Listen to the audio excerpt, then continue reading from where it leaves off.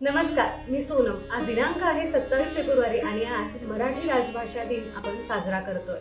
कवी कुसुमाग्रज अर्थात विष्णू वामन शिरवाडकर यांच्या जयंतीनिमित्त दरवर्षी 27 फेब्रुवारीला मराठी भाषा दिन आपण साजरा करतो।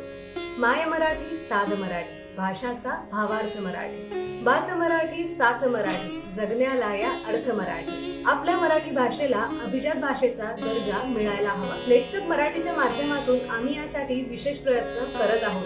गरज आहे ते फक्त तुमच्या साथीची। अहो, मग विचार कसला करताय? तुम्ही पण या मोहिमेत सहभागी व्हा आणि इतरांनाही या मोहिमेत सहभागी व्हायसाठी प्रेरित करा।